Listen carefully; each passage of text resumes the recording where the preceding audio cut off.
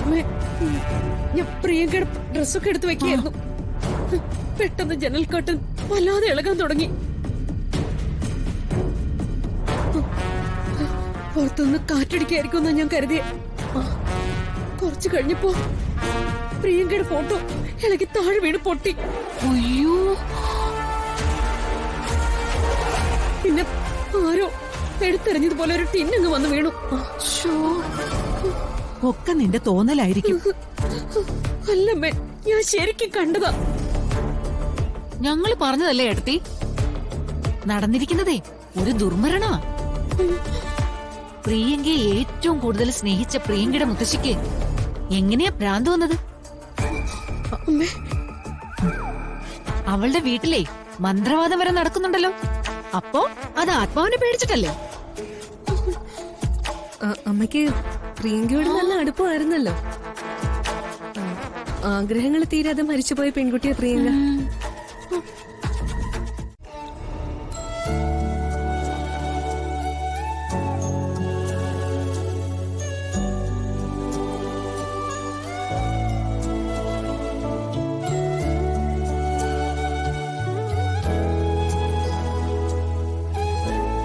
രാധിക ഈ ഫോട്ടോ കണ്ടിട്ടുണ്ട്.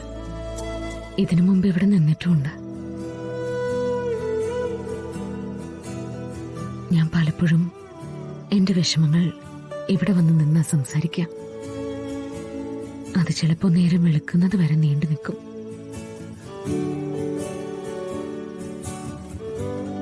ഇപ്പൊ ഞാൻ രാധികയെ കുറിച്ച് മാത്രമേ സംസാരിക്കാറുള്ളൂ. മോളുടെ ഭർത്താവിനെ അദ്ദേഹം ഒന്ന് കാണട്ടെ.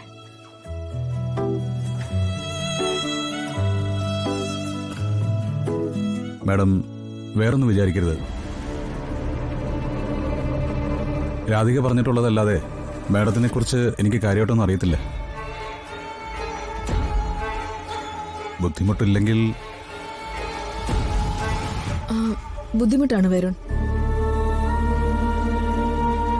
വരുൺ നിർബന്ധിച്ച ഫിദ ചിലപ്പോ പഴയ കാര്യങ്ങൾ പറയുമായിരിക്കും.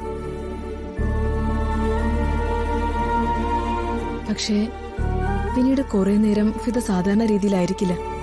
ഓ, അദ്ദേഹത്തിന്റെ മരണത്തോടെ ഫിദ ഒറ്റപ്പെട്ടു.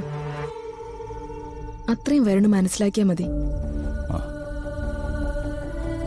പിന്നെ വരുൺ, എന്റെ മോക്ക് എനിക്കൊരു സമ്മാനം കൊടുക്കണമെന്നുണ്ട്.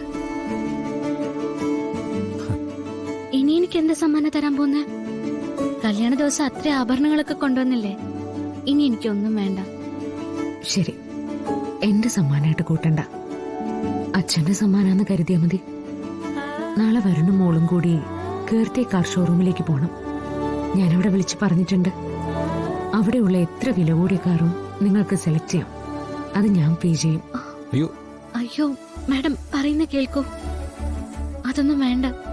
അച്ഛന്റെ സമ്മാനാണ്, നിഷേധിക്കരുത്.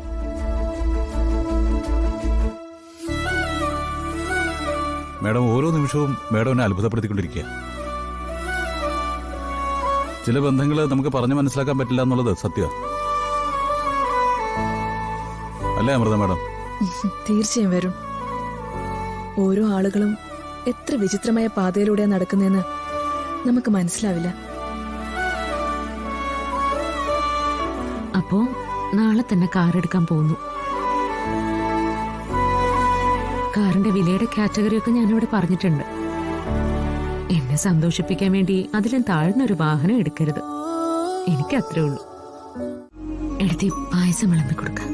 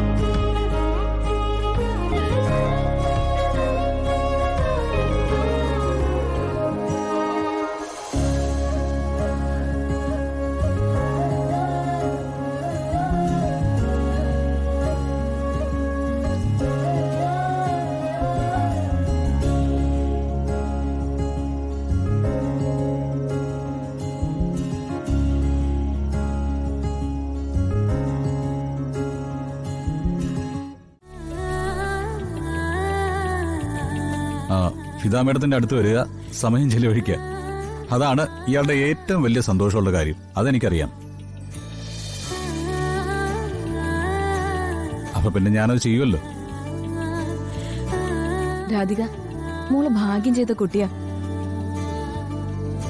അതുകൊണ്ടല്ലേ വരുണിനെ പോലെ ഇത്രയും മനസ്സ് തുറന്ന് സംസാരിക്കുന്ന ഒരു കുട്ടിയെ മോൾക്ക് കിട്ടിയത്. അങ്ങനെ അങ്ങ് പറഞ്ഞു കൊടുക്കും മേഡം. ഇങ്ങനെ ഒന്നും ഒന്നിച്ച് നടക്കാൻ വേണ്ടി ഞാൻ എത്രമാത്രം ഒരുങ്ങിയിട്ടുണ്ടെന്നുള്ള കാര്യം ഇയാൾക്ക് ശരിക്കും അറിയില്ല. ആര് പറഞ്ഞു? വരുണിന്റെ മുമ്പിലെ തടസ്സങ്ങൾ പറയുമ്പോഴും അവളിരുന്ന് കരഞ്ഞിരുന്നത് മ്യൂസിക് സ്കൂളിന്റെ തൂണിൽ ചാരിയ. ഞാൻ ചെന്ന് ചേർത്ത് പിടിക്കുമ്പോ എന്റെ നെഞ്ചിൽ കിടക്കും. നിങ്ങളുടെ പരസ്പര സ്നേഹത്തിന് പകരം വെക്കാൻ ഒന്നുമില്ല വരുൺ. അത് ദൈവം തന്നെ കൂട്ടിച്ചേർത്തു.